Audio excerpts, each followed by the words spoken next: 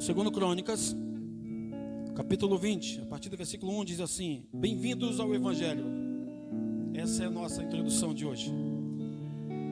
E sucedeu que depois disto, é bom que entendamos o que significa o depois disto. Depois de Josafá fazer uma aliança com Acabe, depois de ele fazer uma aliança errada com Acabe, marido de Jezabel, sobreveio sobre ele alguns ataques do inimigo.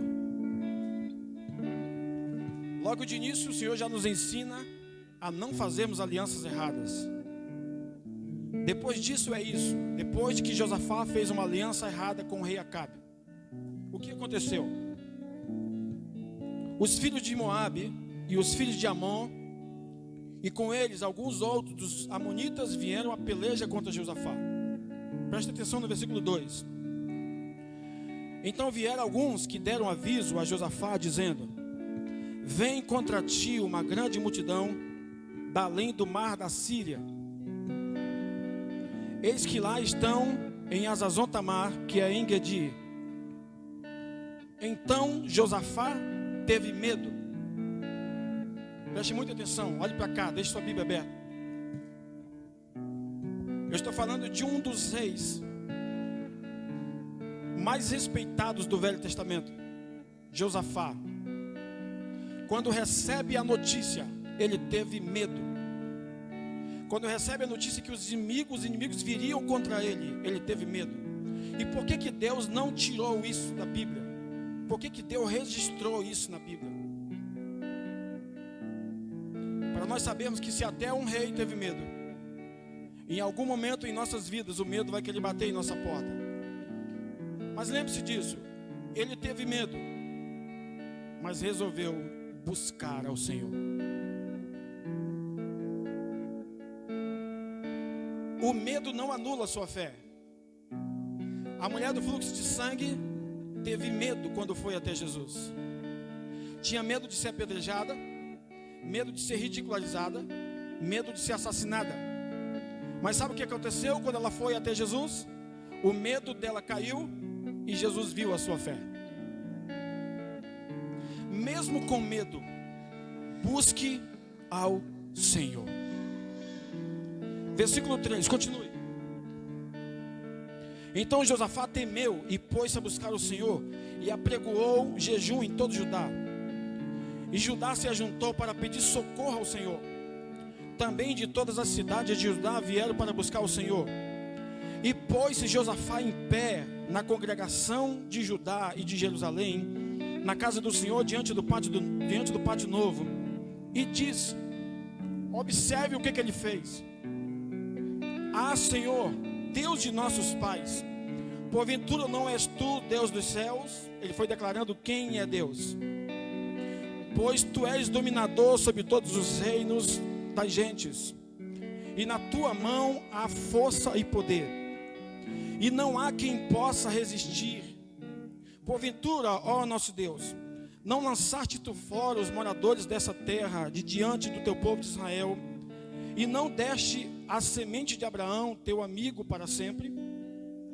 E habitaram nela e edificaram nela um santuário ao teu nome, dizendo: se algum mal nos sobrevier, espada, juízo, peste ou fome, nós nos apresentaremos diante desta casa e diante de ti, pois em teu nome, o teu nome está nessa casa, e clamaremos a ti na nossa angústia, e tu nos ouvirás e nos livrarás. Não importa o mal que queira nos atingir, quando você busca o Senhor, Ele vai te ouvir e vai te livrar. Agora, pois, eis que os filhos de Amon e de Moabe e os da montanha de Seir, pelos quais não permitiste que passasse Israel, quando vinham da terra do Egito, mas eles se desviaram e não os destruíram. Eis que nos dão agora como recompensa, vindo para lançar-nos fora da tua herança que nos fizeste herdar. Agora aprenda o que é a oração da graça. Se você nunca fez a oração da graça, ela está aqui no versículo 12. Ah, Deus nosso, porventura não o julgarás? porque não há em nós força perante esta grande multidão que vem contra nós. E não sabemos nós o que fazer ou o que faremos, porém os nossos olhos estão em ti. Sabe o que é a oração da graça?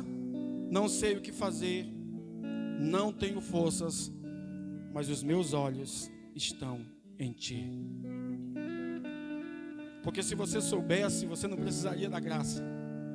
Se você tivesse força, você não precisaria do favor de Deus. Você lutaria com suas próprias forças. 13. E todo Judá estava em pé perante o Senhor, como também as suas crianças, as suas mulheres, e tem uma versão que diz, e até as crianças de colo. Todo mundo foi buscar o Senhor. Então veio o Espírito do Senhor no meio da congregação sobre Jaziel, filho de Zacarias, filho de Benaías, filho de Jeiel, filho de Matanias, levita dos filhos de Asaf, e disse: dai ouvidos todo Judá, e vós moradores de Jerusalém, e tu, ó rei Josafá, assim diz o Senhor: não temais, nem vos assusteis por causa desta grande multidão, pois a peleja não é vossa, senão do Senhor. Essa é a palavra para você dentro desse texto. A batalha não é sua, a batalha é do Senhor. Amanhã cedo, o profeta foi dando endereço, foi dando estratégias para eles. Amanhã cedo, descereis contra eles, e eis que sobem pela ladeira de Ziz, e os achareis no fim do vale, diante do deserto de Jeruel.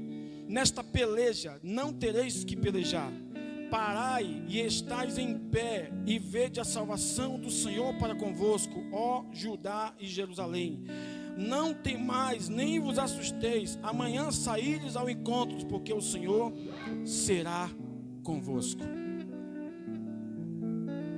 Então Josafá se prostrou com o rosto em terra, e todo o Judá e os moradores de Jerusalém se lançaram perante o Senhor, e adorando ao Senhor, e levantaram-se os levitas dos filhos dos coatitas, dos filhos dos amonitas, para louvarem o Senhor, Deus de Israel, com voz alta. E pela manhã cedo se levantaram e saíram ao deserto de Tecoa. Aí então Josafá pôs-se em pé diante de todo o Judá e os moradores de Jerusalém, e disse: crede no Senhor vosso Deus, e estareis seguros. Crede nos seus profetas, e prosperareis. Sabe o que é interessante? Essa é a palavra para você para 2020. Segundo Crônicas 20:20. Creia no Senhor, que você vai estar seguro. Creia nos seus profetas, que você vai prosperar. E ele continua no versículo 21.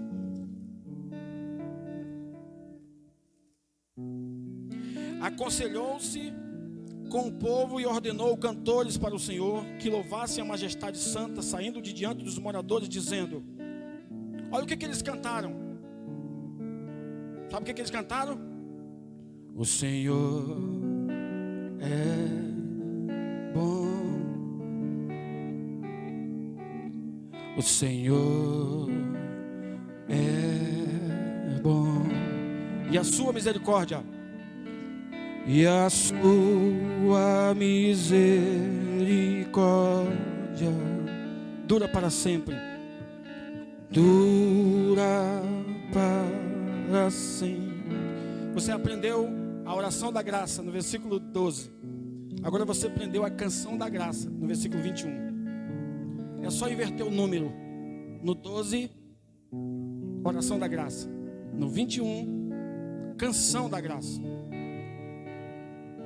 E ao mesmo tempo que começaram com louvor de júbilo ao Senhor, o Senhor pôs emboscada contra os filhos de Amon e de Moabe, e das montanhas de Seir, que vieram contra Judá e foram desbaratados.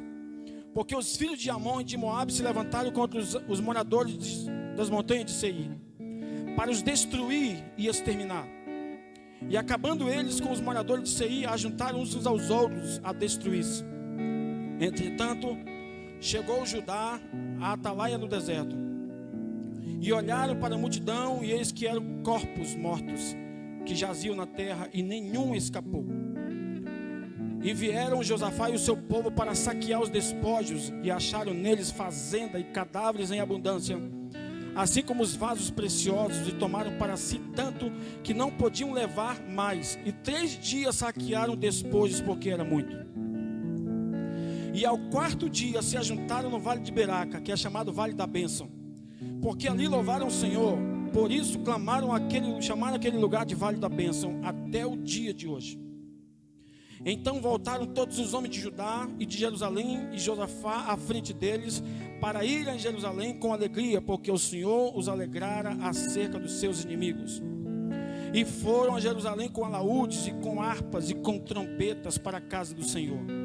E veio o temor do Senhor sobre todos os reis daquelas terras, ouvindo eles que o Senhor havia pelejado contra os inimigos de Israel. E o reino de Josafá ficou quieto, em paz. E Deus, o seu Deus, lhe deu descanso ao seu redor. Bem-vindos ao Evangelho da Graça. Quando você confia no Senhor, faz a oração da graça, a canção da graça, o Senhor te dá descanso. E à sua volta, Ele faz com que você perceba a vitória sobre seus inimigos. Mais uma vez, sejam bem-vindos a esse lugar, para juntos estudarmos a palavra. Deixe sua Bíblia aberta em Efésios. Essa história do Velho Testamento, no que diz respeito a batalhas, é uma das histórias mais lindas da Bíblia. De umas batalhas mais lindas, porque o povo de Deus não precisou fazer nada para vencer a batalha. Apenas se posicionaram, ficaram em pé, e Deus lhes deu a vitória. Cantaram a canção, fizeram a oração da graça e cantaram a canção da graça. Quando eu falo oração da graça, é entender de todo o coração de que existem coisas que nós não podemos fazer, que nós não temos condições, que nós não temos força, que nós não temos habilidade. Aí a graça de Deus vem e faz. E a canção da graça é essa que cantamos hoje. O Senhor é bom e sua misericórdia dura para sempre. E hoje vamos continuar essa série em Cristo. Na mensagem de número 22, a posição e o posicionamento da igreja. Vamos começar a estudar a carta aos Efésios. Estudamos Romanos, estudamos as 2 cartas aos Coríntios, Gálatas, e agora vamos estudar Efésios. Uma das cartas mais belas do Novo Testamento. Uma das cartas que mais revela características da igreja. Quando estudamos a carta aos Romanos, em resumo, aprendemos sobre o posicionamento do justo pela fé, a justificação do justo, ou a justificação pela fé. A carta aos Coríntios, ela não tem um tema definido, mas aprendemos que somos filhos de Deus, que somos santos, que somos templo do Espírito Santo, que vencemos em todas as circunstâncias.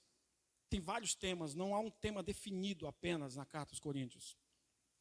Mas já na carta aos Gálatas fala do viver, da vivência cristã. E hoje nós vamos aprender de fato o que é o Evangelho da Graça. E durante essa semana, nas minhas meditações diárias, eu estava andando na rua, dirigindo, eu tive que parar, porque Deus me deu uma revelação, um entendimento, e imediatamente encostei o carro e escrevi, para não perder aquilo que Deus havia me dado. E o que Deus falou comigo foi que o Evangelho não é uma programação da igreja. Vou falar de novo, que é para você entender. O Evangelho não é uma programação da igreja. É como se fosse assim, hoje nós vamos falar sobre o Evangelho, mas amanhã a gente não fala. Hoje nós vamos estudar, a partir de hoje vamos estudar 2 meses sobre o Evangelho, depois a gente não estuda mais. Foi claro o que Deus falou comigo. O Evangelho é a cultura do céu na terra. O Evangelho é a manifestação do amor de Deus, atraindo pessoas para si. Isso é o Evangelho. Não é uma programação da igreja. Nós não vamos aqui nos programar um culto para falarmos do Evangelho. Cada vez que você vem à igreja, você ouve uma canção, você está ouvindo o Evangelho. Cada vez que você vem à igreja, você ouve uma palavra, você está ouvindo o Evangelho. Cada vez que você lê a Bíblia, principalmente as cartas de Paulo, você está ouvindo o Evangelho. Então o Evangelho não é uma programação. Uma outra coisa que Deus falou comigo, que eu também escrevi. Gaste tempo com a palavra de Deus, para não gastar tempo ouvindo o que os homens têm a dizer. Vou falar de novo. Gaste tempo com a palavra de Deus, para não gastar tempo ouvindo o que os homens têm a dizer. E, em regra, são coisas muito negativas. Sabe por quê? Porque a palavra de Deus permanece para sempre. Não importa os diagnósticos que estão aí fora, que os homens estão dizendo, gaste tempo com a palavra de Deus, porque a palavra de Deus permanece para sempre. Se você medita na palavra de Deus, você é como uma árvore plantada. Deus está cuidando de você, Deus está zelando de você. E no tempo certo você vai dar fruto. Então, a carta aos Efésios vai nos ensinar muitas coisas hoje. Em resumo, essas duas coisas, a posição e o posicionamento. Não podemos confundir uma coisa com a outra. Sempre que falarmos de posição, estamos falando daquilo que Deus fez por nós. Sempre que falarmos de posicionamento, estamos falando daquilo que devemos fazer a partir do que Deus fez por nós. Posição é onde Deus nos colocou, o que Deus fez por nós, a maneira que Deus agiu em nossas vidas. Posicionamento é o nosso comportamento diário, a partir do que Deus fez por nós. Exemplo, você nasceu de novo, sua posição é de nascido de novo, nova criatura, e você se comporta como nova criatura, isso é posicionamento. Então a carta aos Efésios fala muito sobre isso, e de uma maneira muito simples nós vamos compreender hoje. Não teológica, mas apenas simplicidade. Como disse o pastor Simples, o evangelho é muito simples, mas tem os teólogos para atrapalhar.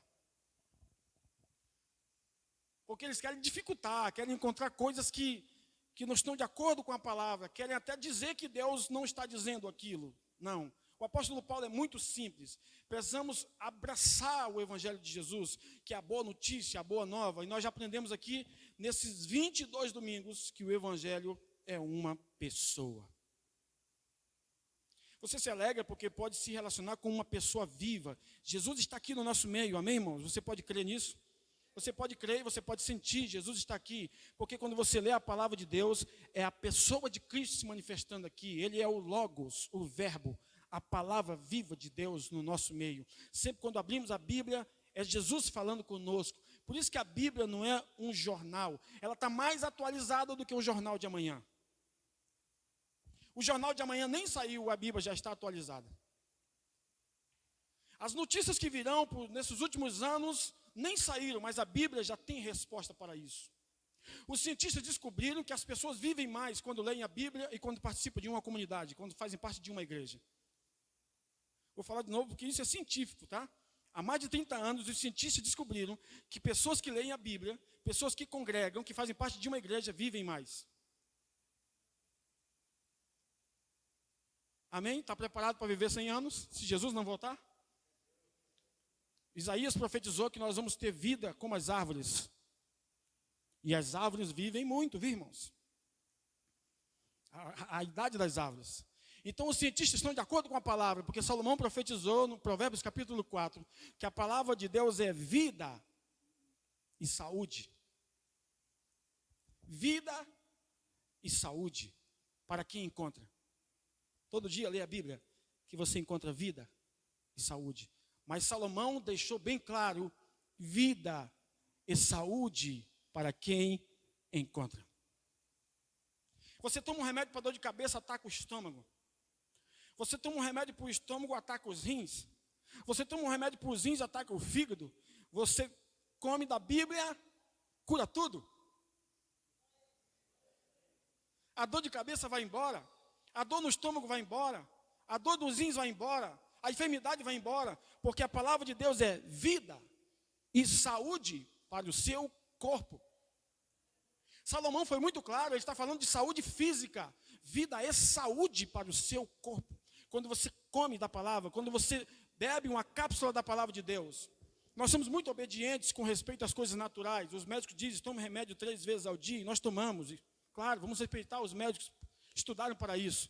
Mas imagine se você comer da Bíblia 3 vezes ao dia. Hoje eu vou pegar essa cápsula aqui e vou beber com um pouquinho de água, a palavra de Deus. Sabe o que vai acontecer dentro de você? Vida e saúde. Porque isso é o poder do Evangelho. O Evangelho restaura, ele restitui, ele regenera a vida do homem. E a carta aos Efésios, ela tem as peculiaridades com relação à igreja. Por isso que eu gosto mais dessa carta do que todas as outras. Porque parece muito conosco. Essa carta parece muito conosco. Nós vamos aprender nesses versos. Você pode abrir na sua Bíblia ou acompanhar aqui no telão. Efésios capítulo 1. Se você quiser acompanhar na sua Bíblia, acompanhe. Ou então acompanhe aqui. Efésios capítulo 1, versículo 3.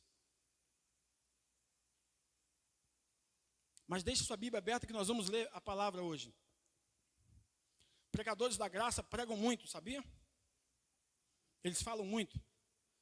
Porque a gente estuda tanto durante a semana que a gente quer falar tudo no domingo à noite. Mas eu entendi que Deus, se Deus derramasse toda a chuva do ano todo em um só dia, ninguém suportaria. Então todo domingo a gente vem e recebe um pouco daquilo que Deus tem para nós. Só uma palavra de Jesus é suficiente para mudar a sua vida. Só uma palavra. Você lê um verso, uma palavra destacou ali, saltou aos seus olhos. Essa palavra vai gerar vida em você. Então, os primeiros versos que nós vamos ler, Efésios capítulo 1, versículo 3, diz: Bendito o Deus e Pai de nosso Senhor Jesus Cristo. Aqui o que está em destaque, que nos tem abençoado com toda a sorte de bênção espiritual nas regiões celestiais em Cristo. Então, a primeira coisa que nós vamos aprender em Efésios é que nós somos abençoados. Quantos abençoados estão aqui? Diga amém. Não importa o que a circunstância diga. Não importa o que fora, a circunstância fora está dizendo, não muda o que você é. As circunstâncias não mudam a sua condição. Sua condição mudam as circunstâncias. Quando você entende quem você é em Cristo, isso é fato. Isso é imutável. Então, a primeira coisa, mas por enquanto apenas como introdução, porque nós vamos aprender algumas coisas. Efésios capítulo 2, versículo 6. E juntamente com ele, com Cristo, nos ressuscitou e nos fez assentar nos lugares celestiais em Cristo Jesus. Sabe por que o mal não pode atingir você? Porque você está sentado muito longe. Você está sentado no mesmo trono que Jesus. Você está sentado na mesma posição e posicionamento que Jesus. Aqui Paulo quer falar duas coisas. Assentado no sentido de posição, descanso. Minha posição em Cristo é a posição de descanso. E o meu posicionamento em Cristo é de governo. Eu descanso em Cristo, sou assentado nele. Mas ao mesmo tempo eu estou reinando com ele, governando com ele. Conforme Paulo disse em Romanos capítulo 5, que nós vamos reinar em vida. E a palavra grega que aparece lá é basilai, de basílica, que significa, sabe o quê? Reinar, governar como rei.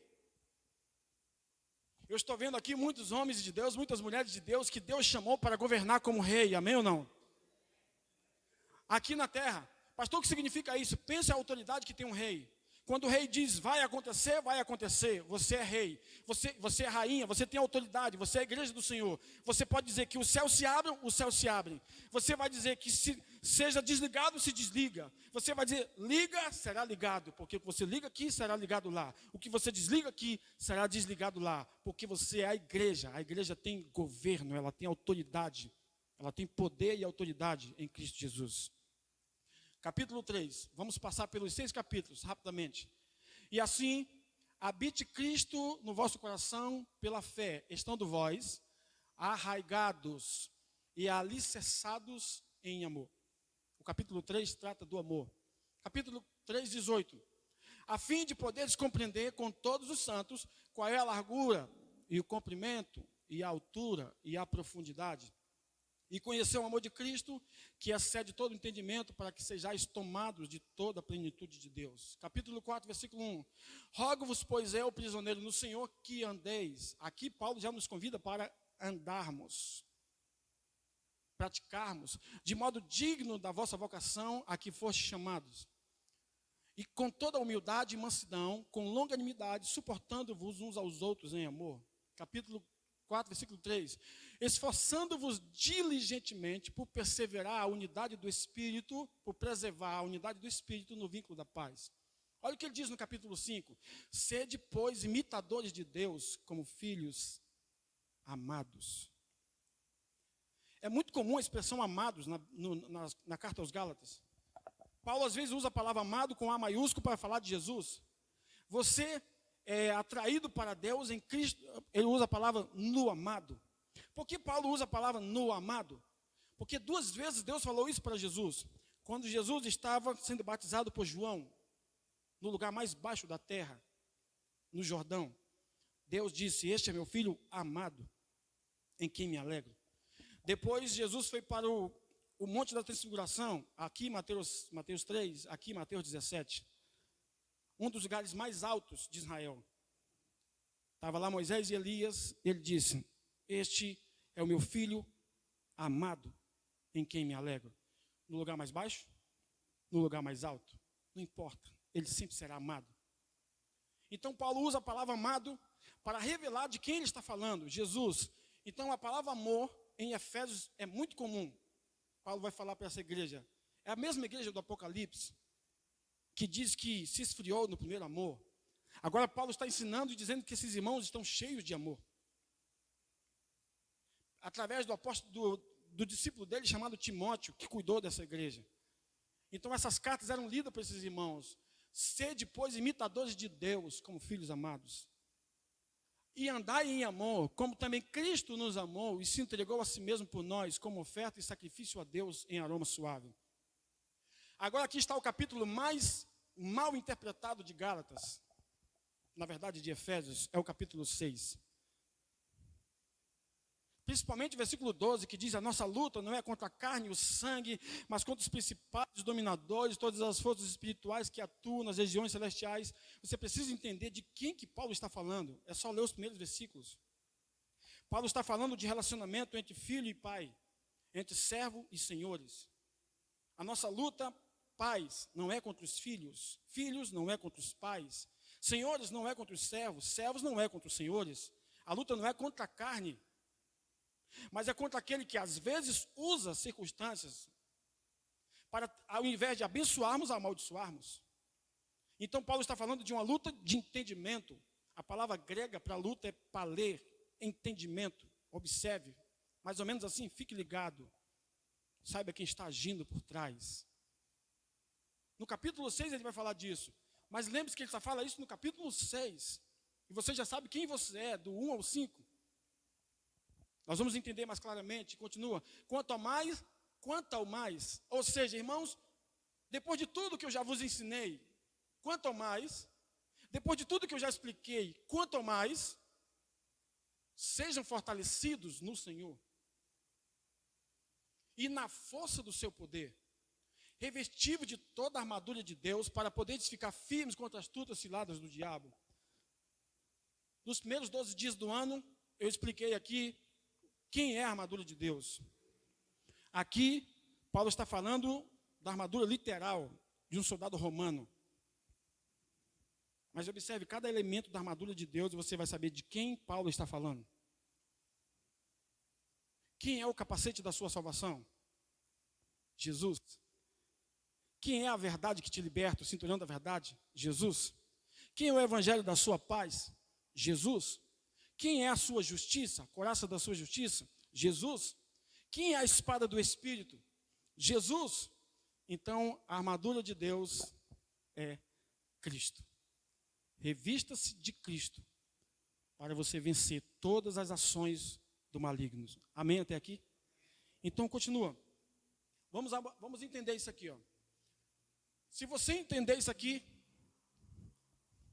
nem na faculdade de teologia você aprende isso aqui, porque eles não ensinam isso. Aqui está a carta aos Efésios. Por isso que eu coloquei o símbolo da igreja no meio, sendo representada pela igreja Efésios, ou representando a igreja aos Efésios, que é a nossa igreja. No capítulo 1, Paulo diz que nós somos abençoados. No capítulo 2, nós estamos assentados com Cristo. No capítulo 3, nós somos amados. No capítulo 4, observe que é assim, ó, no sentido horário, relógio. No capítulo 4, Paulo nos convida a andar como bons cristãos. No capítulo 5, ele nos convida a imitar Deus como filhos. E no capítulo 6, ele nos chama para vencer todas as batalhas. Se você entender isso, essa é a primeira maneira de interpretar a carta aos Efésios. Você é abençoado, você está sentado com Cristo, você é amado. Então você é convidado para andar, praticar boas obras, você é convidado a imitar a Deus como Pai, e só aí, a partir disso, você está preparado para vencer. Isso aqui é a carta aos Efésios. É uma maneira de interpretar. A outra maneira é essa aqui, ó. Pastor, mas a mesma coisa, eu sei. Do lado direito, do seu lado direito, é o que Deus fez por nós. Do seu lado direito, é o que Deus fez por nós. Do seu lado esquerdo, é o que nós fazemos. Mas veja como isso é curioso. Por que eu estou ensinando isso aqui, irmãos? Isso é princípio de interpretação bíblica. Você não pode pegar a carta aos Efésios de 6 capítulos e sair interpretando versículos isolados. Você precisa entender o contexto, tudo que Paulo disse ali. Tem pessoas que já querem estar aqui. Eu tenho que andar, eu tenho que fazer, eu tenho que ganhar, eu tenho que conquistar, eu tenho que dar bom exemplo, eu tenho que dar bom testemunho. Mas ele não sabe nem que é abençoado ainda. Tem gente que está de qualquer jeito tentando imitar Deus, se esforçando para amar a Deus, se esforçando para ser igual a Deus, mas ele não sabe ainda que está sentado com Cristo. Alguns estão tentando vencer o diabo está se levantando contra eles, está lá o diabo dando tapa nele para cima e para baixo, jogando ele no chão, às vezes ele ganha, às vezes ele perde, mas ele não sabe que é amado pelo Senhor. Sabe o que eu descobri essa semana? Romanos capítulo 8, diz assim no versículo 37, mas em todas essas coisas, somos mais do que vencedores por meio daquele que nos amou. Mas eu fiquei pensando sobre isso essa semana. Por que Paulo usou a palavra vencer, se antes ele usa a palavra separar? Preste atenção, que isso é importante, isso é uma revelação. Paulo disse, nada nos separa do amor de Cristo. Do 35 ao 36. Depois do 39 em diante. Estou certo de que nada nos separa do amor de Cristo. O que está entre separar e separar? O amor de Deus que nos faz vencer. Então Paulo entende que vencer é o contrário daquilo que tenta te separar de Cristo. Paulo não usa separar de Cristo como derrota. Paulo entende o que nos leva à derrota é acharmos que estamos separados de Cristo. Porque às vezes achamos que Deus nos abandonou, que Deus nos deixou, que Deus não quer mais nada conosco, que Deus não tem mais nenhum vínculo conosco. Então, por causa dessa consciência, somos derrotados. Mas no meio ele diz, mas em todas essas coisas, somos mais do que vencedores por meio daquele que nos amou. O que você fez para vencer? Nada. Você só foi amado. Então, separar para Paulo é o contrário de vencer. Se eu entender, aceitar, imagine que durante essa semana, eu passei a semana toda pensando que Deus me abandonou, que Deus se separou de mim, que Deus está distante de mim. Paulo está dizendo que você vai ser derrotado. Mas se você para no 37 e sabe que Deus te ama, você vence essa consciência e sabe que em Cristo você é um e que nada te separa do amor de Cristo. Aleluia! Então nós não estamos lutando para provar o amor que temos por Deus. É aqui que muitos cristãos fracassam. Eles querem andar como bons cristãos. Isso é bom, isso aqui nós temos que fazer. Todos nós temos que andar, praticar boas obras, sermos bons cristãos. Todos nós temos que imitar a Deus, vencer todas as batalhas todos os dias. Mas isso aqui só é possível se nós entendermos isso aqui. Você precisa entender que antes de andar você é abençoado. Você precisa entender que antes de imitar você está sentado com Cristo. Você precisa entender que antes de vencer você é amado por Deus. Se você entender isso aqui, a carta aos Efésios nunca mais será a mesma para você. Então temos aqui o que Deus fez por nós. Aqui temos o que nós fazemos. Por quê, pastor? Porque Deus já me tornou abençoado. Deus já me assentou com Cristo. Deus já me amou de maneira alta, profunda, larga, comprida. Eu quero perguntar para os irmãos, vocês conseguem enxergar o que aqui? Alto, profundo, largo, comprido. Vocês conseguem enxergar o que? A cruz.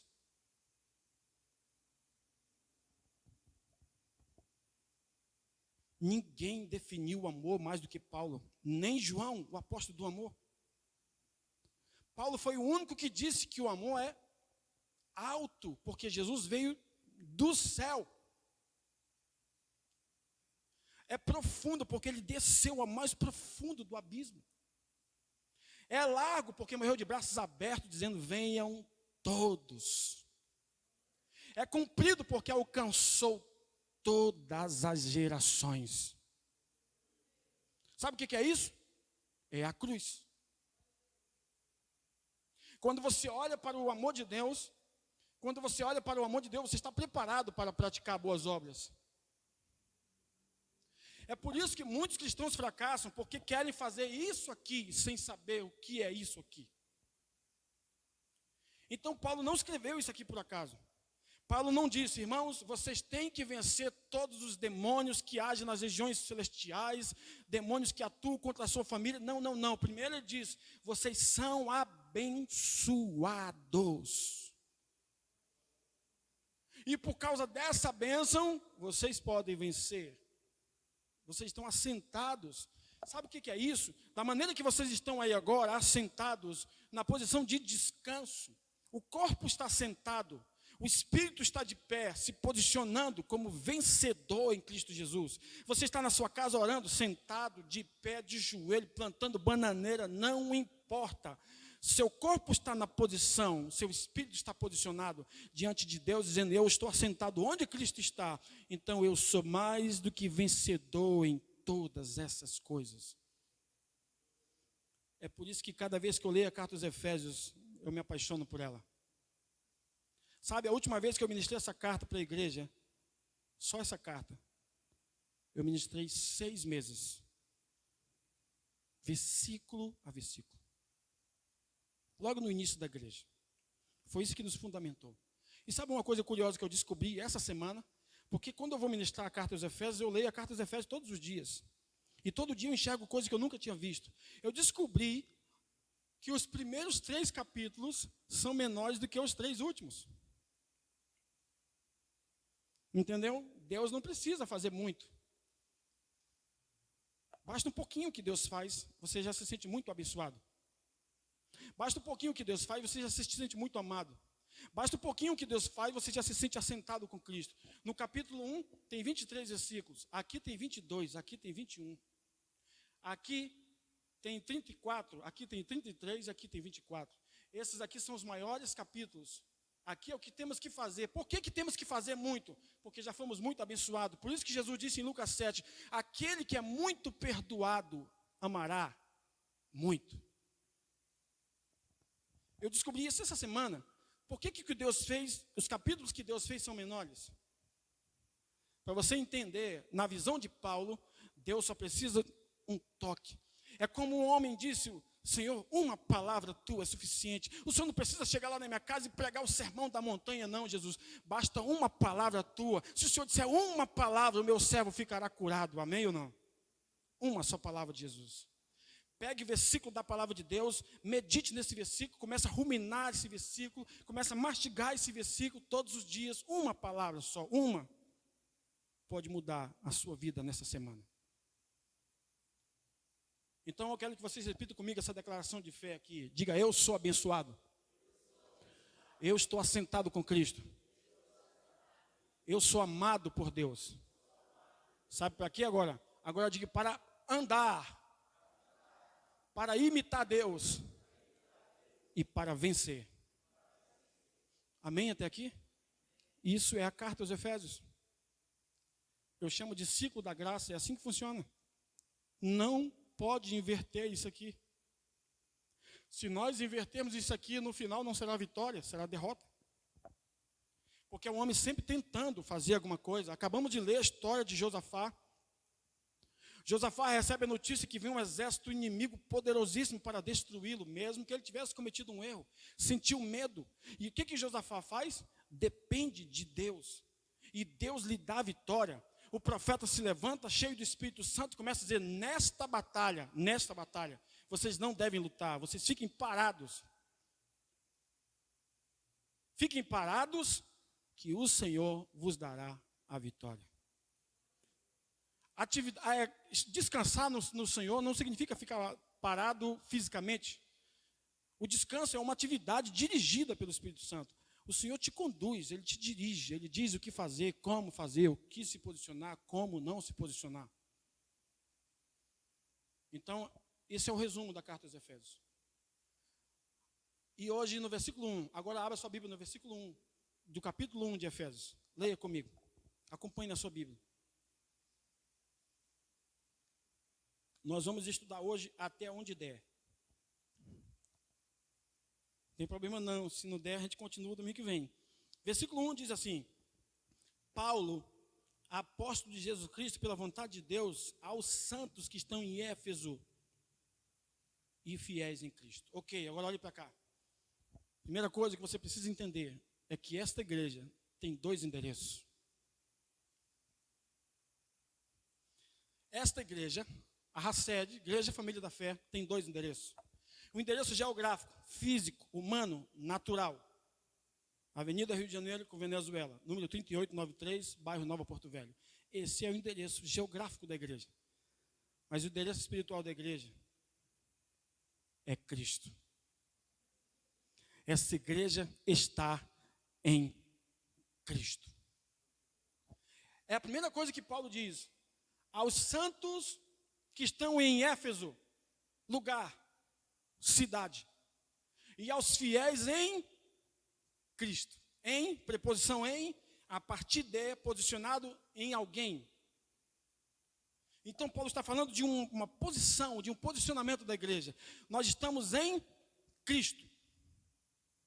Todo domingo estamos aprendendo aqui que o nosso posicionamento é em Cristo. A igreja está localizada aqui, na Rio de Janeiro com Venezuela. Mas nós, Igreja do Senhor, para onde vamos, nós temos um endereço. Cristo. Cristo é o nosso endereço. Nós habitamos nele, ele habita em nós. Para onde você vai, você leva Jesus. Para onde você vai, Jesus vai com você. Amém? Isso é o poder da igreja. Isso faz com que os cristãos entendam que igreja não é isso aqui. Que igreja não é parede. Que igreja não é uma estrutura de som. Que a igreja somos nós. Durante toda a semana, se nós pensarmos assim: eu, a igreja, estou em Cristo. E nós já entendemos, e eu quero relembrá-los. Aqui dentro dessa Bíblia tem uma caneta. Essa caneta somos nós. A Bíblia é Jesus. A Bíblia é Jesus. Nós estamos em Cristo. Sabe o que é isso? Você está guardado, protegido. Quando o inimigo tenta te atingir, ele vê Jesus. Simplesmente recua diante da presença de Jesus. Foi semelhante às palavras que Jesus disse quando estava sendo preso, na noite que Judas o entregou. Procuramos a Jesus de Nazaré, ele disse: eu sou. Quando ele disse eu sou, todos caíram ao chão. É assim que acontece quando o inimigo tenta me atingir, tenta te atingir. Ele olha Jesus, ele vê Jesus, e ele simplesmente cai ao chão. Amém? Então eu quero que você entenda isso. Como disse Paulo, rogo-vos, irmãos, pela compaixão de Deus, eu rogo que vocês entendam isso.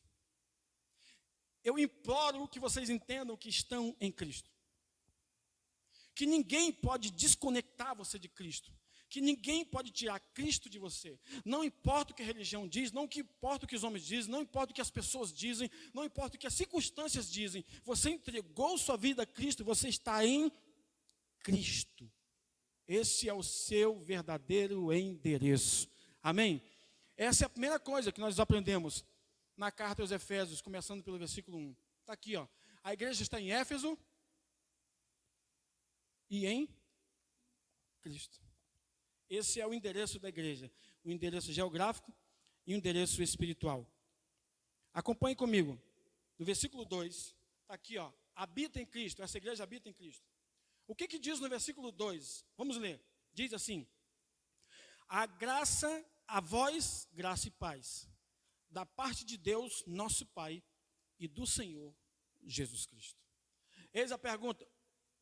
Nós já aprendemos que a igreja habita em Cristo. Agora, o que habita na igreja? Participem. O que habita na igreja? A graça e a paz. Ah, pastor, não estou sentindo. Não esqueça sentir. Você não precisa sentir. A graça e a paz habitam em você. Paulo diz assim: a vós, graça e paz, da parte de Deus, graça de Deus, nosso Pai, e também do Senhor Jesus Cristo. Graça e paz, está aqui, ó. A primeira coisa que nós aprendemos é que a igreja habita em Cristo, e agora nós aprendemos que a graça e a paz habitam na igreja, ou seja, Cristo é a graça e a paz, Cristo habita na igreja, a igreja habita em Cristo, Cristo habita na igreja. Aqui, ó, a igreja habita em Cristo, Cristo habita na igreja, uma só pessoa. Quando Deus olha para você, Ele vê Jesus. Quando Deus olha para Jesus, Ele vê você. Quando Deus olha para você, Ele vê Jesus. Quando Ele olha para Jesus, Ele vê você. Vou falar de novo até você crer. Quando Deus olha para você, Ele vê Jesus. Quando Deus olha para Jesus, Ele vê você. Quando Deus olha para você, Ele vê Jesus. Quando Deus vê Jesus, Ele vê você. Nós estamos em Cristo. Lembra de Atos capítulo 9, Paulo perseguindo a igreja? Jesus disse: Paulo, por que você está perseguindo a minha igreja? Não, porque me persegues. Se me persegue, Paulo, persegue minha igreja. Se persegue minha igreja, você me persegue. Porque eu e minha igreja somos um. Café com leite, misturado. Ninguém pode separar eu e a igreja. Você não pode separar a cabeça do corpo. Você nunca viu um corpo andando por aí sem cabeça. Espiritualmente, até possível. Em alguns lugares que Cristo não é glorificado, que Cristo não habita, está só o corpo ali, mas a cabeça não. Como a igreja da Laodiceia, que Jesus batia na porta querendo entrar, das duas uma, ou foi expulso, ou nunca entrou. Então só estava o corpo lá dentro, faltava a cabeça. Às vezes Paulo chama de Cristo de o cabeça ou a cabeça. A cabeça do corpo conduz o corpo. O cabeça dirige, comanda, administra a vida da igreja. Então, se nós entendemos isso, irmãos, no sentido espiritual da palavra, nós nunca seremos fracassados. Eu não estou dizendo que em algum momento não vamos errar. Não estou dizendo que em algum momento não vamos falhar. Eu estou dizendo que até os seus erros serão transformados em sucesso. Porque até quando o homem topa, ele cai para frente. O crente, até quando topa, ele cai para frente. Mesmo que o justo caia 7 vezes, não ficará prostrado. Porque isso não significa derrota. Porque nós estamos em Cristo. Cristo está em nós. E nós somos mais do que vencedores em Cristo. Você está preparado para viver a melhor semana de sua vida? É simples esse princípio. Jesus está em você, você está em Jesus. Uma só pessoa, um só corpo, uma só carne, uma só fé, um só Espírito, um só Deus, um só batismo, um só Pai, um só. Esse é o poder do Evangelho. Quando a gente começa a entender isso no sentido espiritual da palavra, a gente começa a crescer e dizer assim: poxa, Jesus habita em mim, eu habito em Jesus, então por que eu estou andando cabisbaixo? Por que eu estou olhando para baixo? Por que eu estou triste? Jesus não está triste nesse momento. Jesus não se sente fracassado nesse momento. Então eu sou como Jesus é neste mundo. Essa é a segunda coisa dentro dos versículos. A posição da igreja, vamos ver algumas. Versículo 3. Versículo 3 diz assim: bendito o Deus e Pai de nosso Senhor Jesus Cristo, o qual nos abençoou com todas as bênçãos espirituais nos lugares celestiais em Cristo. A primeira posição da igreja, nós já entendemos que a igreja está em Cristo e que Cristo está na igreja. Já entendemos que o endereço da igreja é geográfico, mas também é espiritual. Já entendemos que o que habita na igreja é a graça e a paz é Cristo. Porque Cristo é a própria graça de Deus. E a paz também é Cristo. Agora nós precisamos entender a primeira posição da igreja. Qual é a primeira posição da igreja? De abençoado. Sabe, essa semana eu estava lendo um outro livro do pastor Prince, Favor e Merecido, e ele fala sobre a história de José, história que provavelmente você já deve ter lido algumas vezes. E me chamou a atenção um versículo que ele citou lá, que disse assim, que José estava sendo oferecido como escravo, mas aparece, sabe o que lá a palavra? Presta atenção, a palavra que aparece lá, quando José estava preso, sendo vendido como um escravo, como uma mercadoria. E o mercado de escravo. Fala tudo direitinho, o nome de José, tudo mais, e diz, e ele era próspero. Como pode alguém estar sendo vendido como um escravo, e Deus coloca e diz que ele é próspero? Porque a mentalidade de Deus de sucesso, de prosperidade, é diferente da do homem. Porque a mentalidade do homem de sucesso é o que você tem. A mentalidade de Deus de sucesso é quem você tem.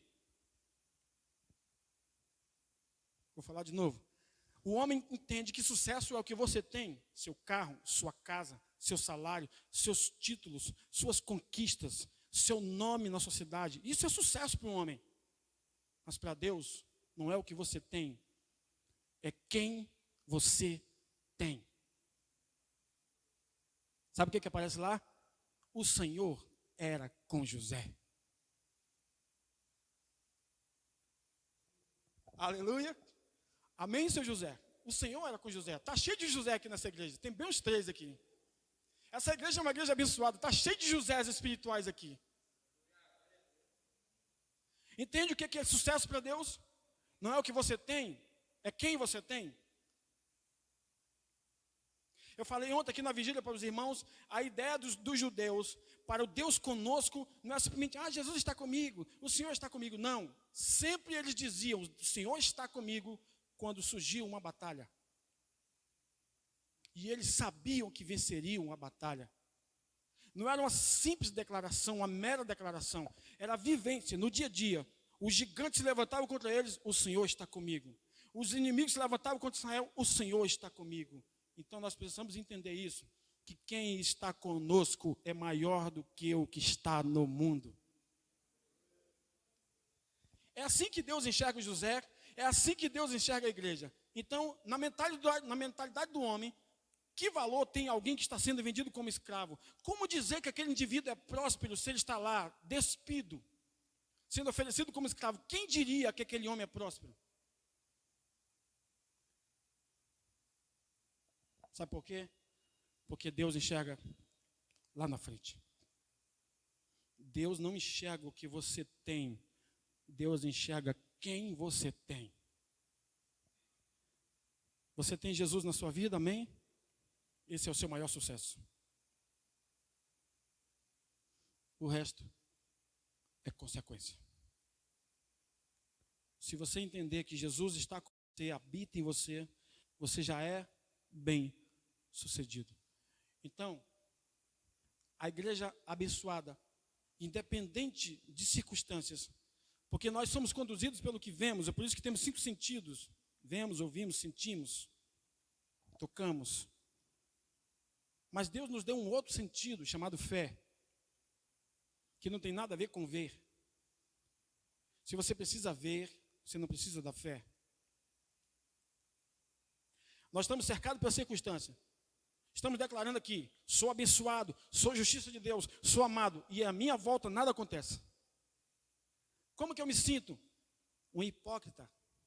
Porque estou dizendo que sou abençoado, sou favorecido, sou amado e nada está acontecendo. É assim que o diabo quer que você se sinta, um hipócrita. Só que Deus diz que você é abençoado, independente da circunstância. Assim como Ele diz que você é saudável, independente se você está doente. Assim como Ele diz que você tem vida, independente se a pessoa esteja morrendo.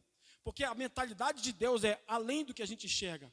Então, meus irmãos, essa é a palavra que eu quero liberar para você. Não importa a circunstância, você é abençoado. Deus bateu o martelo e ninguém pode tirar isso de você, amém ou não?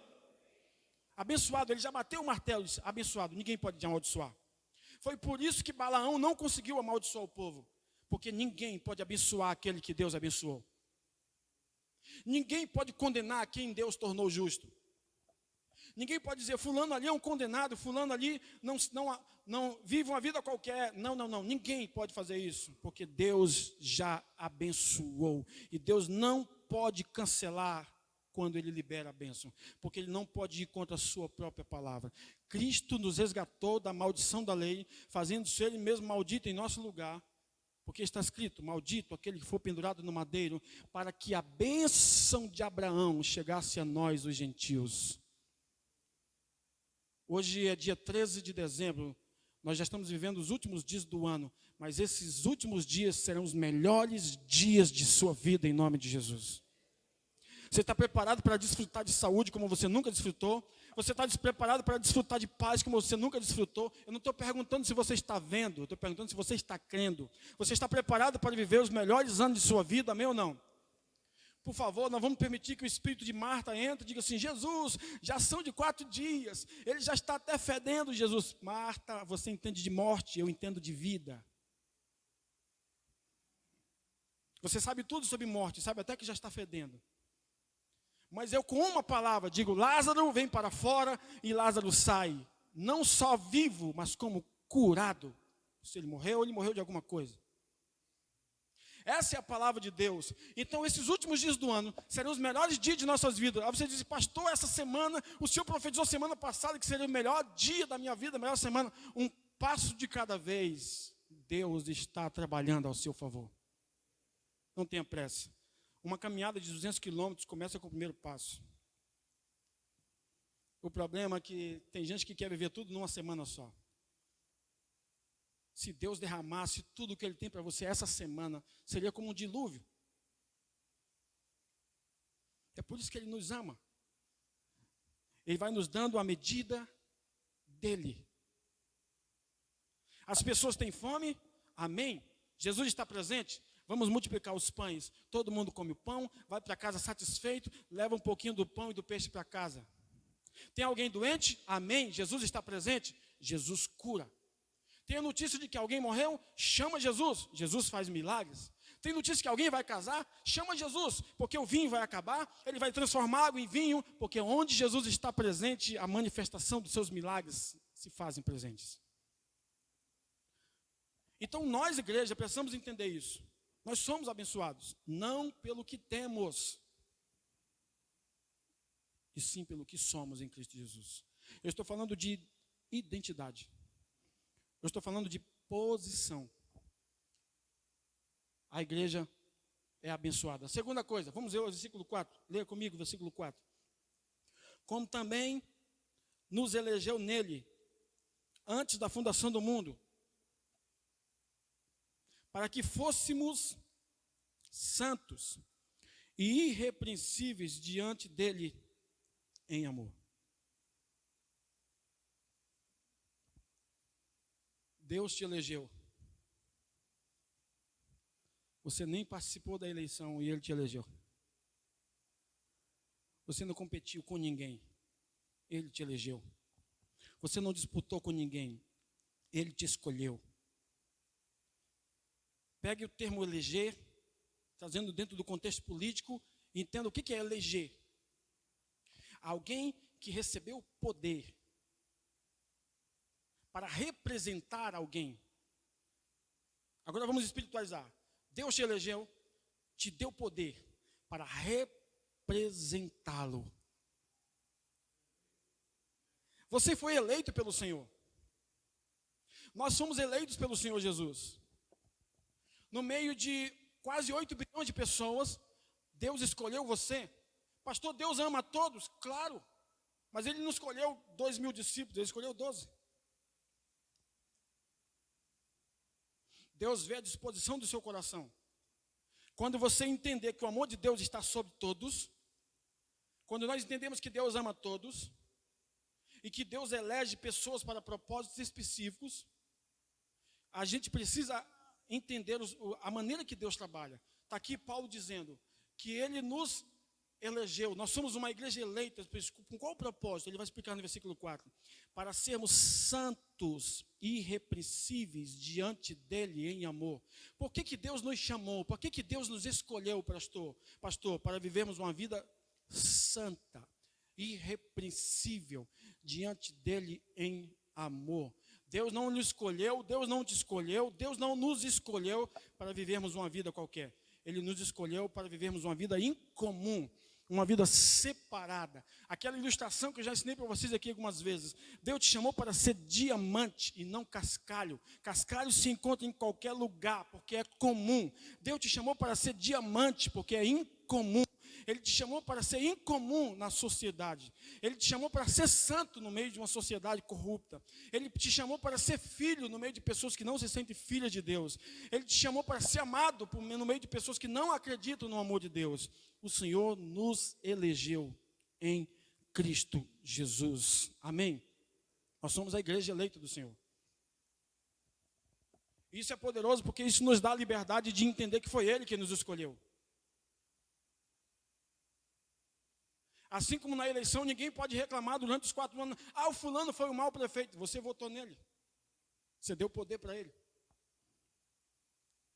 Agora eu acredito que Deus não vai reclamar de nós, porque foi Ele quem nos escolheu. Foi Ele que nos elegeu. A outra expressão da nossa posição em Cristo aqui, posição da igreja, versículo 5 ou 6, vamos ler. Do versículo 5 ao 6 diz assim: e nos predestinou para filhos de adoção por Jesus Cristo, para si mesmo, segundo o propósito. Tem Bíblia que fala beneplácito, propósito de sua vontade, para o louvor e glória da sua graça, pela qual nos fez agradáveis a si mesmo. Aqui aparece essa palavra, amado.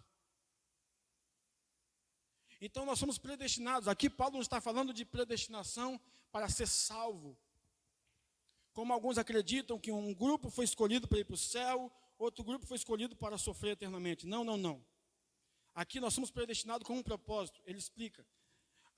Ele diz no versículo 5, e nos predestinou para filhos. O que é predestinar, pastor? Destinar antes. Antes de sermos filhos, Deus já nos via como filhos. Predestinar, destinar antes. Para sermos filhos por adoção, através de quem? De Jesus Cristo, para si mesmo, segundo o seu propósito e sua vontade, para o louvor da glória da sua graça, que Ele que nos fez agradáveis em si, ou no amado. O mais importante desse verso é que nós somos agradáveis a Deus em Jesus. Vou falar de novo para você receber aqui, ó. Não tem nada a ver contigo, não tem nada a ver com a sua performance, não tem nada a ver com o seu jeito de agir, não tem nada a ver com a sua maneira de pensar, não tem nada a ver com a sua cultura, com a sua inteligência, com a sua capacidade financeira ou não. Deus não te elegeu através disso. Ele te elegeu porque tornou você agradável em Jesus Cristo.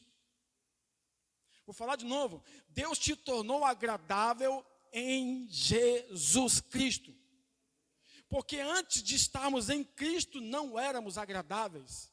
Porque estávamos querendo nos justificar, vivendo debaixo de um sistema religioso que não agradava a Deus. Aí Deus vem e nos escolhe em Cristo Jesus. Agora, quando Deus olha para nós, Ele diz que nós somos agradáveis no amado. Lembra? Este é meu filho amado, em quem me alegro, me agrado. Vocês são agradáveis no amado. Quantos agradáveis em Jesus estão aqui nessa noite? Diga amém. Então, olhe para você mesmo, no sentido espiritual, e diga assim: eu sou agradável em Jesus Cristo para Deus. Diga, eu sou agradável em Jesus Cristo para Deus. Pastor, eu não sou, eu sou mais ou menos, eu estou tentando me agradar a Deus. Não, você ainda não entendeu o que é o Evangelho. Você é agradável a Deus em Jesus Cristo. Isso é poderoso, irmãos, porque isso tira a nossa maneira de agir, isso tira a nossa maneira de pensar, isso joga por chão a religiosidade, isso joga por chão a nossa maneira de agir, diz assim: eu sou bom, Deus me ama porque eu sou bom. Não, Deus nos ama, nós somos agradáveis em Jesus Cristo.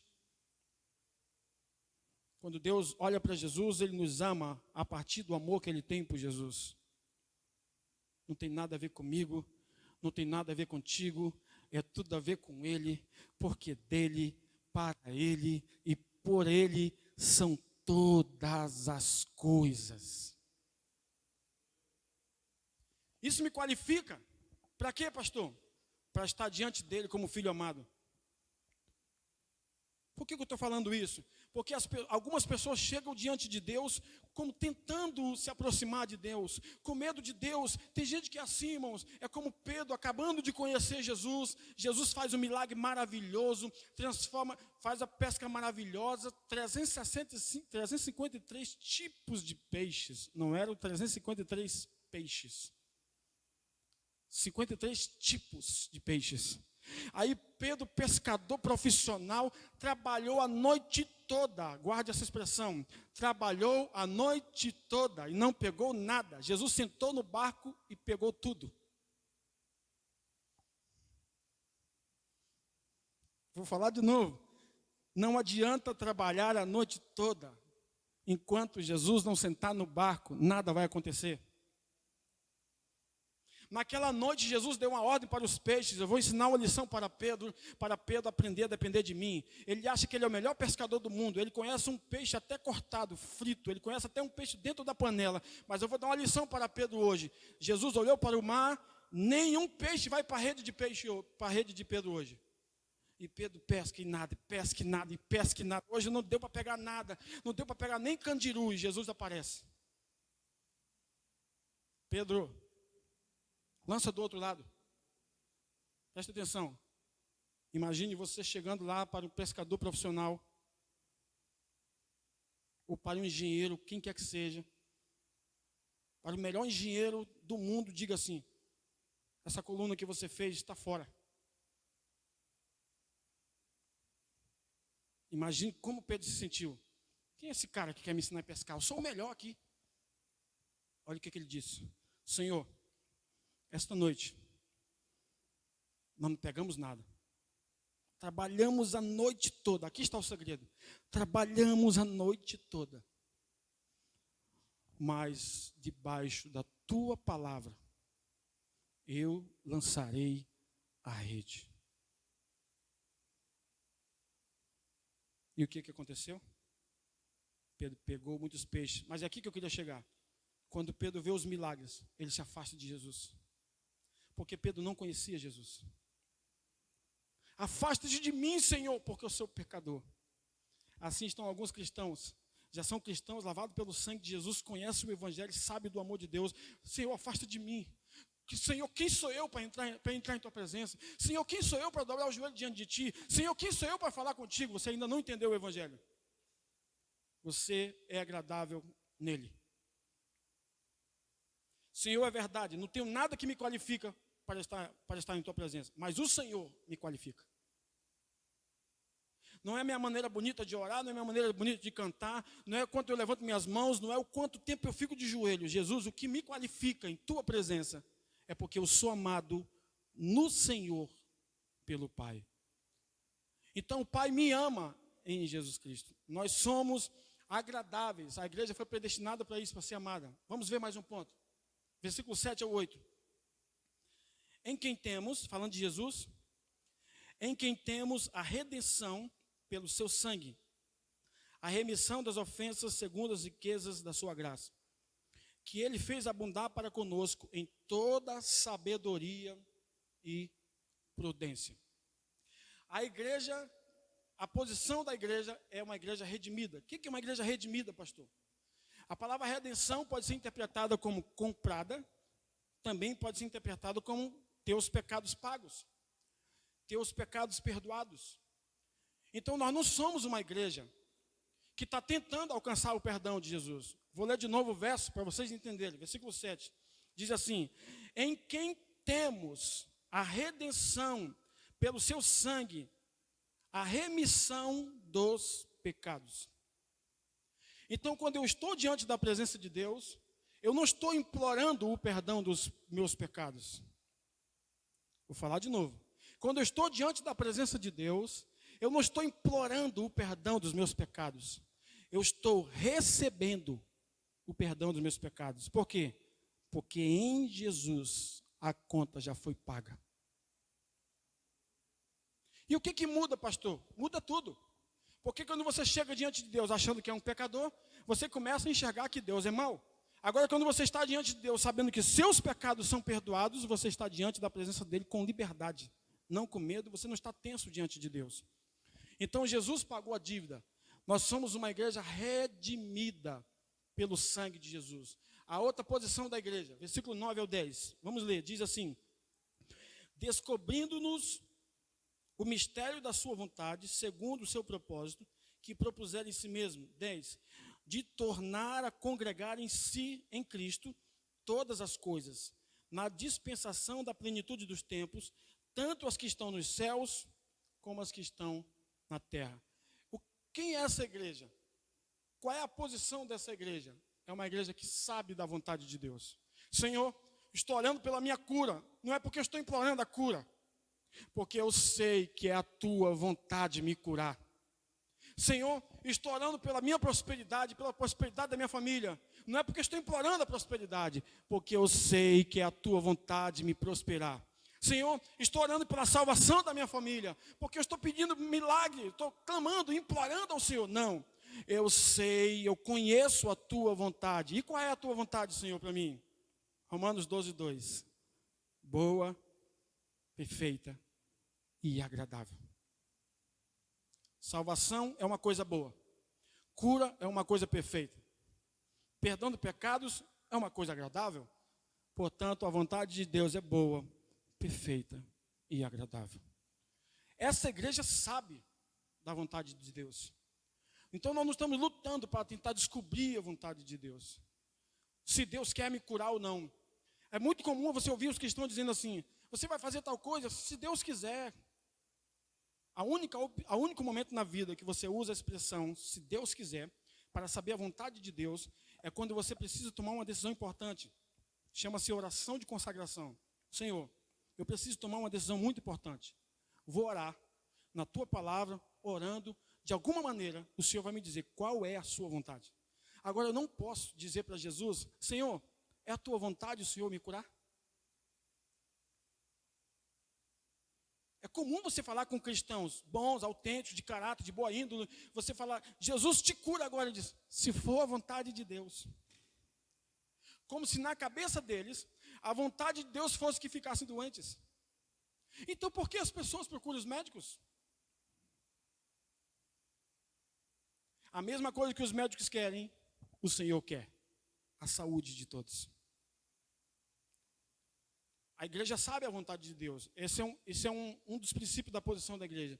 O outro princípio da posição da igreja, versículo 11, vamos ler, versículo 11, diz assim: nele, em Jesus, digo que também fomos feito herança, havendo sido predestinados conforme o propósito daquele que faz todas as coisas, segundo o conselho da sua vontade. A igreja em Cristo é herdeira de todas as bênçãos que Deus conquistou por meio de Cristo Jesus.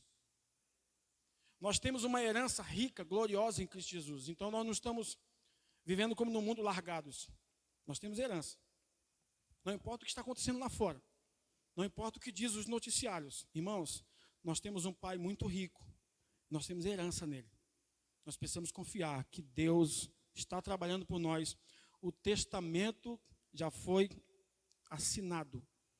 O testador já morreu. Então nós temos herança em Cristo Jesus. Amém?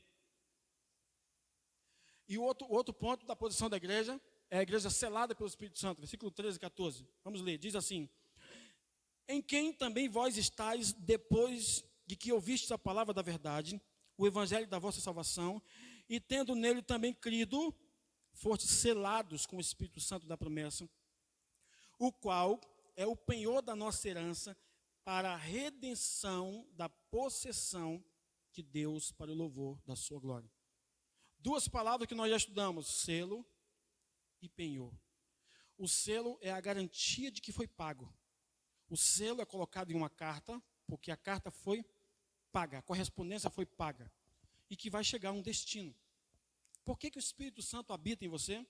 Porque o preço já foi pago. E por que você foi penhorado?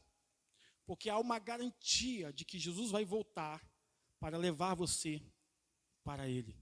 O Espírito Santo é o selo que nos guarda. Sabe o que quando eu li esse verso, o que encheu meu coração? De esperança. Esperança de quê, pastor? De que talvez eu vá para o céu? Não. Vou ler de novo. Presta atenção. Versículo 13 e 14. Em quem? Jesus. Também vós estáis, depois de ouvir a palavra da verdade, que é o evangelho que nós estamos pregando, o evangelho da salvação, e tende neles também crido, fostes selados pelo Espírito Santo da promessa, o qual é o penhor da nossa herança para a redenção da possessão de Deus para o louvor da sua glória. Então, o que significa isso? O que Paulo está querendo dizer? Aqui não há um talvez. Aqui não há uma dúvida de que Jesus vai voltar e você vai ficar. Sabe por quê? Porque você já foi selado. Ninguém pode tirar esse selo de você. Ninguém pode tirar o penhor do Espírito de você. Então isso, quando eu li isso, encheu meu coração de esperança saber que Jesus está voltando e o meu nome, o seu nome, o nosso nome será chamado. Por quê, pastor? Porque nós somos bons? Não, porque nós estamos selados e penhorados pelo Espírito Santo. Estamos sendo guardados para o verdadeiro dono de nossas vidas, amém? Isso me enche de esperança. Então eu não estou aqui achando que hoje eu vou para o céu e amanhã eu vou para o inferno. Eu não estou aqui com medo da vinda de Jesus, não. Eu estou consciente de que a vinda do Senhor é certa e de que Ele vai chamar o meu nome e o seu nome, porque há um selo sobre nós. Pastor, o que significa isso literalmente? O Senhor vai te reconhecer. Sabe por quê? Porque tem um selo sobre você. Vou falar de novo, receba aqui, ó. Quando Jesus voltar, Ele vai olhar para você e vai dizer assim, nesse tem selo, nesse tem selo, nesse tem selo, esse está penhorado, esse tem selo, esse está penhorado, esse tem selo, esse está penhorado. Ele vai dizer, venham a mim, benditos de meu Pai, e desfrutem de tudo que o Senhor preparou para vocês. Pode aplaudir.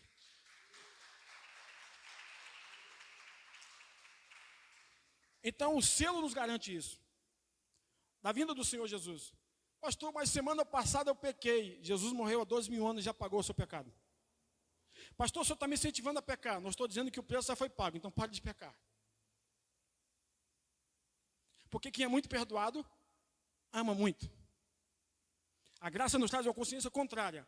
Quanto mais eu sei que sou perdoado, mais eu amo a Deus.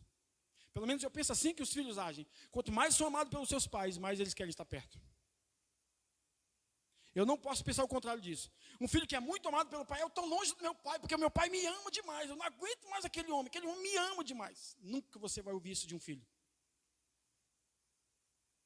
Se ele ama demais, ele quer estar perto. Isso é o poder do Evangelho da Graça. Nós estamos selados. Nós não estamos aqui preocupados, como dizem os filmes. Sobe um e o outro fica. Em regra, o pastor sobe. Quase todos os filmes o pastor sobe. Não sei por que o pastor sobe. E o povão, quero te dizer, a boa nova para você é essa. Você entregou sua vida a Cristo? Quantos entregaram? Irmãos, eu estou começando a pregar agora. Vou fazer uma pergunta. Quantos aqui já entregaram sua vida a Cristo? Ok. Quantos foram lavados pelo sangue de Jesus? Quantos entendem que têm os seus pecados perdoados? A boa notícia é, você está selado, penhorado. Jesus está voltando e vem buscar você para Ele. Vou falar de novo porque isso merece um aplauso. Quantos aqui foram perdoados de todos os seus pecados? Quantos já entregaram sua vida a Cristo? Quantos foram lavados pelo sangue de Jesus? Quantos sabem que a salvação é pela graça? Quantos sabem que não merecem a salvação? Quantos sabem que não são bons para ir para o céu? Ok, você foi selado, penhorado. Jesus está voltando e vai te levar para Ele.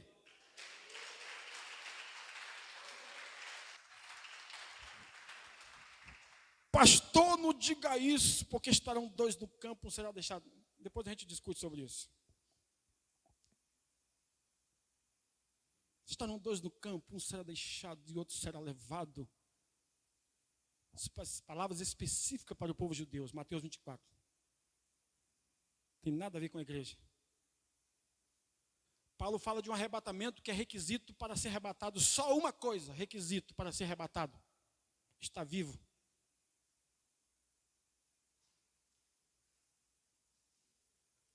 E requisito para ser ressuscitado: está morto. Vou falar de novo, porque alguns não entenderam. Requisito para ser arrebatado: está vivo. Paulo disse: nós, os vivos.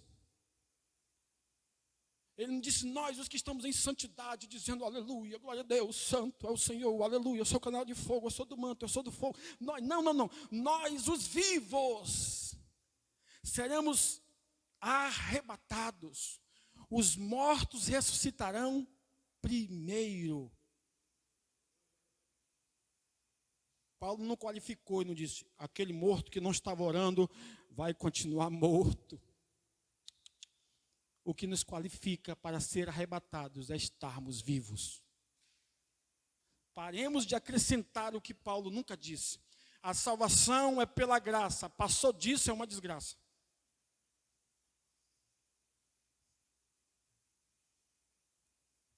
Escreve, porque foi um fax do céu aqui agora. Um e-mail não, uma mensagem mais rápida. O que é mais rápido? Um WhatsApp, o que mais? O que mais? Alguma coisa rápida. Fax é coisa antiga, eu sou das antigas.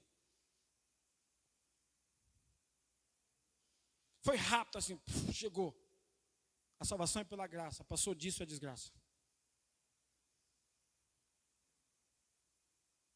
Pode colocar aí. EOS. Quem disse isso? Pastor de Cleis. Onde está escrito? Efésios 2, 8, 9. Porque a salvação é pela graça, não vem de vós, é dom de Deus, não de obras, para que ninguém se glorie. Crente salvo pela graça não pode, eu vou para o céu porque eu sou bom. Não. Vou para o céu porque Deus é bom. Se Deus fosse nos dar o que merecíamos, nós merecíamos o inferno.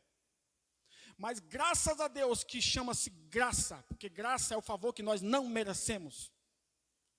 Deus nos dá o que nós não merecemos. Vou fazer um exemplo, que nós já estamos fechando essa parte, porque domingo que vem nós vamos falar outra. Só um lampejo para você entender o que é a salvação. Quantos aqui, falar bem baixinho, já tiveram a experiência de viver algo, de receber algo de Deus, além do que você pediu? Quantos? Vou perguntar de novo, que alguns ainda não entenderam. Você já recebeu algo de Deus, além do que você pediu? Quantos? Sabe qual é o nome disso? Graça. Agora imagine chegar lá no céu e ver tudo que Deus preparou para você, coisas lindas, os anjos te servindo com aquelas taças de diamante, sei lá, aquelas coisas lindas, dizendo assim: sabe aquilo ali? Você não pagou nada por aquilo. Está vendo o Cordeiro de Deus ali? As mãos deles estão furadas, que era para registrar, para vocês lembrarem que agora ele está aqui, como um de vocês. Por isso que o escritor Hebreu diz que ele está como nós, para que se compadeça de nós e nos represente como seres humanos. Nós vamos olhar para ele e dizer assim: esse cordeiro tem cara de leão, esse leão tem cara de cordeiro. Eu só sei de uma coisa: ele é Jesus Cristo, o Senhor dos senhores. Jesus disse: na casa de meu pai há muitas moradas. Eu entendo que Jesus quis dizer que no céu vai ter muitas casas. Não é a minha casa, a minha vida, é muito mais do que isso. Na casa do meu pai há muitas moradas. Vai ter tua casa, vai ter a tua, vai ter a tua, vai ter a tua, vai ter a tua, todo mundo vai ter. E nós vamos ter o morador mais ilustre do céu. Posso ouvir o nome dele? Jesus. Esse vai ser o nosso vizinho principal. Toda manhã quero poder olhar e dizer assim: thank you, God, thank you. Obrigado, Jesus, por ter morrido em meu lugar. Eu não merecia. Último ponto para a gente orar. A igreja possui isso aqui, ó, sabedoria e revelação. Versículo 17. Leia comigo. Para que o Deus de nosso Senhor Jesus Cristo, Pai da glória, vos dê seu conhecimento, o espírito de sabedoria e de revelação. Guarde isso aqui, é para terminar, porque domingo que vem eu vou falar do posicionamento da igreja. Hoje eu falei da posição. Vamos relembrar algumas coisas e continuarmos. Guarde isso aqui, o versículo 17. Espírito de sabedoria e depois vem revelação. Não é revelação de sair dizendo assim diz o Senhor, assim diz o Senhor, assim, não. Revelação de Jesus Cristo. Sabedoria de Jesus Cristo. Entender a pessoa de Cristo. O Senhor está nos dando o espírito de sabedoria e de revelação a respeito de Jesus Cristo, nosso Senhor. Alguns pegam isso aqui e separam. Entendem que revelação é sair dizendo as coisas para as pessoas. Deus ainda manifesta nos seus dons? Claro que manifesta, Ele usa quem Ele quiser. Mas Paulo não está falando desse tipo de revelação. É só ler o contexto. Ele está falando da revelação de Cristo. Cada dia, Deus vai nos dar o entendimento de sabedoria e de revelação sobre a pessoa de Jesus Cristo. Posso ouvir um amém até aqui? Coloque a mão no seu coração.